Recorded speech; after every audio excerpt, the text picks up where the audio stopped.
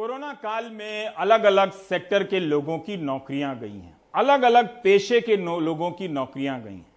जो दिल्ली में साप्ताहिक बाजार लगाते थे, छोटे छोटे सामान बेचते थे, उनका भी रोजगार बंद हो गया क्योंकि भीड़ से ही उनकी कमाई होती थी। जो लोग प्राइवेट ट्यूशन पढ़ाते थे उनका रोजगार बंद हो गया, जो कोचिंग में पढ़ाते थे उनकी सैलरी बंद हो गई, और जो स्कूलों में पढ़ाते थे उनकी भी सैलरी बंद हो गई।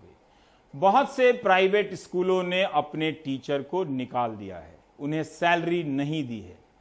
लेकिन इस बात की जांच करनी चाहिए, और इसे सिर्फ आपराधिक नजरिए से नहीं बल्कि जानने के लिए जांच करनी चाहिए कि इन प्राइवेट स्कूलों में फीस आ रही है या नहीं। इससे हमारे समाज की एक दूसरी हकीकत का अंदाजा मिलेगा कि एक स्कूल में जहां 10,000 छात्र पढ़ते थे, उनमें से कितने छात्र अब फीस नहीं दे पा रहे हैं। ये जानना जरूरी है क्योंकि इसी के आधार पर स्कूलों पर दबाव पड़ रहा है और स्कूलों से छटनी की जा रही है। ये आलीशान बिल्डिंग दिल्ली एनसीआर के नामी और बड़े प्राइवेट स्कूलों में से एक की है। यहाँ पढ़ने वाले ज्यादातर बच्चे संपन्न परिवारों से आते हैं, लेकिन स्कूलों ने अभिभावकों के फीस जमा न करने की बात कहकर सालों पुराने शिक्षकों को झटके में हटा दिया। जिंदगी के कई साल स्कूल में देने वाले शिक्षक अब सड़क पर आ चुके हैं।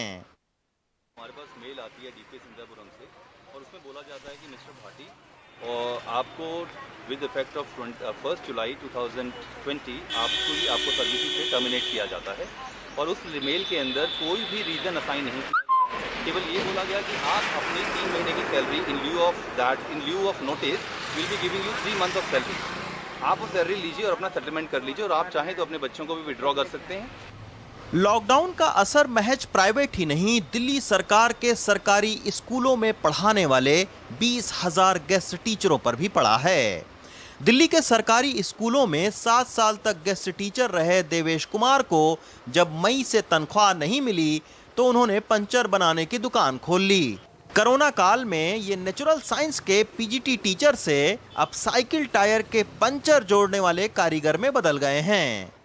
दिल्ली सरकार ने जब आदेश निकाला तो उस आदेश में हमें हटाने का आदेश दिया गया था, यानी रोजी रोटी आपकी चली गई। जी, और हम पूरी तरह से स्कूल छोड़ करके अपने काम पर आश्रित होने लगे हैं। जो राष्ट्र का निर्माता होता है, जिसे कहा जाता है शिक्षक को, आज अगर वो ऐसा काम करता है तो ये बड़े शर्म की बात है, और सरकार को भी इस बारे में सोचना चाहिए।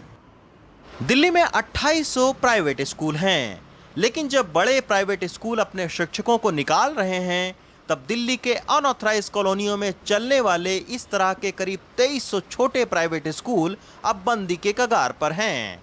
4 महीने से बंद पड़े स्कूल की कंप्यूटर लैब में धूल की मोटी परत जम गई है, और मेहनत मजदूरी करने वाले लोगों के बच्चों के इस स्कूल में 800 में से केवल 9 बच्चों की ही फीस आई है। इसी तरह के हालात देश भर के 70,000 से ज्यादा छोटे बड़े प्राइवेट स्कूलों के हैं। सैलरी तो बहुत दूर की बात है, हालात इतने गड़बड़ है कि हम अपना बिजली का बिल जमा नहीं कर पाए हैं। हाउस टैक्स की डेट अभी भगवान की कृपा से इन लोगों ने बढ़ा दिया, नहीं तो हमारी स्कूल की कोई सुनवाई नहीं करता है। देखिए, अभी तो हालात ऐसे हैं कि हमारे बहुत सारे मित्र हैं वो डिप्रेशन में जा रहे हैं, और हमारी भी स्थिति बहुत अच्छी नहीं है। रात को नींद नहीं आती है क्योंकि हमने 20 साल पहले इस विद्यालय की नींव रखी थी, ये सोचकर कि मैं समाज के सबसे जो निचला तबका है उसको अच्छी से अच्छी शिक्षा देने का प्रयास करूंगा।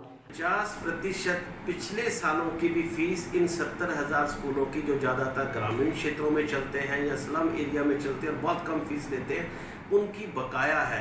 और नव वर्ष में तो नए सेशन में उनका खाता भी नहीं खुला है। 1% और किसी के पास तो 0% फीस आई है, जिससे पूरे देश के 2 करोड़ टीचर्स को सैलरी देने का संकट गहरा गया है। एक आंकड़े के मुताबिक लॉकडाउन में करीब 12 करोड़ लोगों के रोजगार संकट में हैं। कई बड़ी छोटी कंपनियों में काम करने वाले लोगों की या तो तनख्वाह में कटौती हुई या उनकी नौकरी चली गई।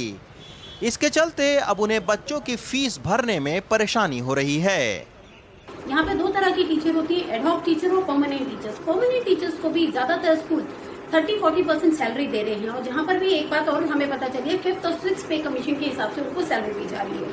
60% 70% एडहॉक टीचर निकाल दी गई है। तो पेरेंट्स पॉइंट ऑफ व्यू से जब पैसा आप ट्यूशन फीस का मांग रहे हैं, वो भी आप ये कह रहे हैं कि आप अपने टीचर्स को सैलरी देंगे, और जबकि पेरेंट्स को पता चल रहा है कि टीचर्स को सैलरी के नाम पे उस ट्यूशन फीस का भी 20% जा रहा है, तो पेरेंट्स का ये आवाज उठाना जायज है कि वो ट्यूशन फीस भी क्यों दें।